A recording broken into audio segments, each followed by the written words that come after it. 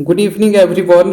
तो जैसा कि आपको पता है कि हमारा एग्रोनॉमी का कैलकुलेशन पोर्शन चल रहा है, जहां पे हम लोगों ने लैंड इक्विवेलेंट रेशियो के बारे में जाना। दूसरी बात हम लोगों ने की थी रोटेशनल इंटेंसिटी के बारे में। तो किसी बच्चे ने मुझे कमेंट किया है कि सर प्लीज़ मुझे क्रॉप इक्विवेलेंट यील्ड निकालना बता दीजिए, क्योंकि हमारे कॉलेज में जो प्रोफेसर बताए थे सही से समझ में नहीं आया और मेरे टेस्ट के अंदर ये क्वेश्चन छूट गया है।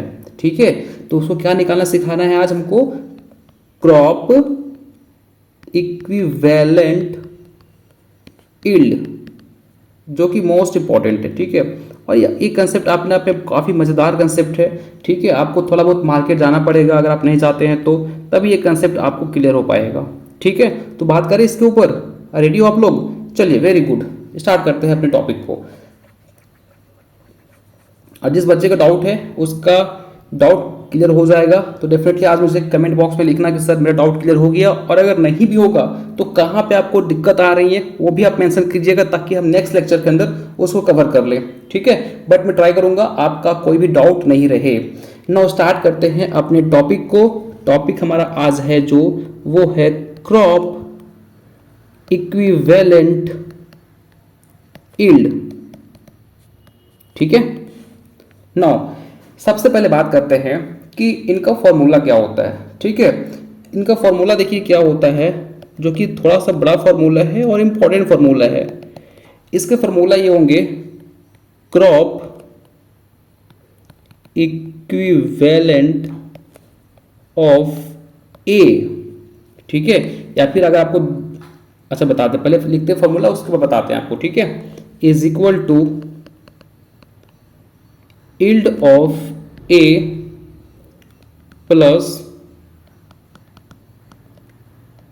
yield of B into price of B। ठीक है, डिवाइडेड बाय प्राइस ऑफ ए। ये जो है वो है इसका फॉर्मूला क्रॉप इक्विवेलेंट यील्ड निकालने का। ठीक है, अब जहाँ पे हम ए लिखे हैं वहाँ पे वो कोई भी क्रॉप दे देगा, वो वीट दे दे, वो कोई वेजिटेबल दे दे। ठीक है, बी लिखे हैं वहाँ भी कोई और क्रॉप दे सकता है वो। ठीक है, तो ए और बी हम आज समझने के पर्पज से ले रहे हैं। एग्जाम के अंदर या तो वो वीट देगा, कोई वेजिटेबल दे देगा, कोई फॉडर क्रॉप दे देगा, कोई आपका कॉमर्शियल क्रॉप दे देगा, तो कुछ भी दे सकता है वो। ठीक है, तो चलिए हम एग्जाम्पल के साथ समझते हैं कि आखिर इनमें जो क्वेश्चन आएंगे वो कैसे आएंगे और किस टाइप से मुझे सॉल्व करनी है। ठीक है, तो सबसे पहले मैं बात करूँ आपसे, तो अगर मान के चलिए कि कोई एक क्रॉप है। ठीक है, मैं एक एग्जाम्पल से बता रहा हूँ आपको, ठीक है ना, और कोई बी क्रॉप है ना। तो अब यहाँ पे क्या हो सकता है, जहाँ मैं ए लिया हूँ या बी लिया हूँ वहाँ पे कोई क्रॉप दे सकता है वो।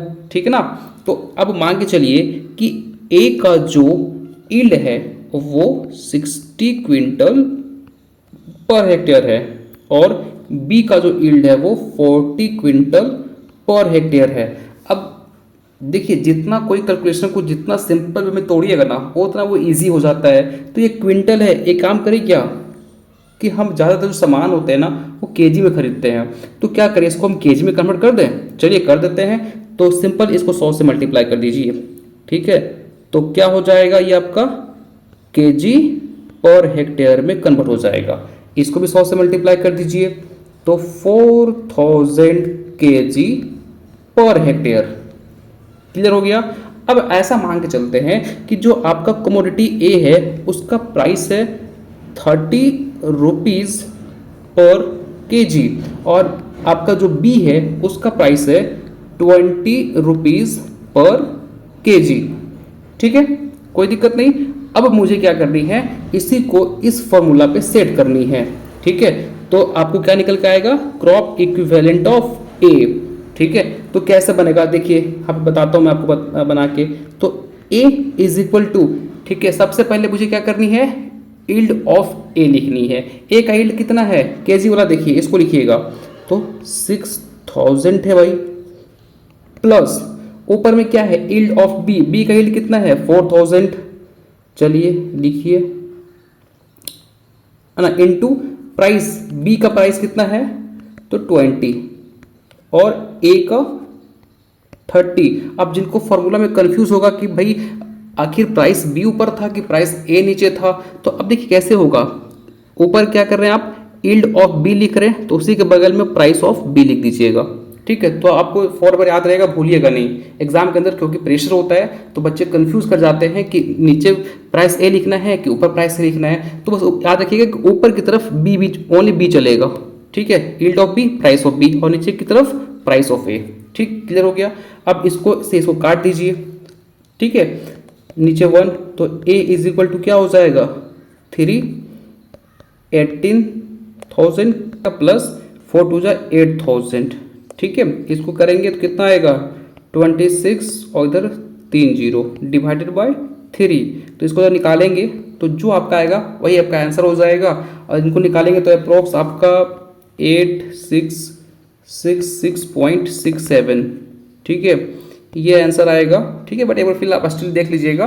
तो फाइनली ये इनका कैलकुलेशन मेथड था, है ना। और इस तरह से चलेंगे और बहुत ही ईजी सा है क्वेश्चन। आपका एग्जाम के अंदर जो है ना वो आपका मोस्टली दिक्कत रहेगा प्राइस के अंदर।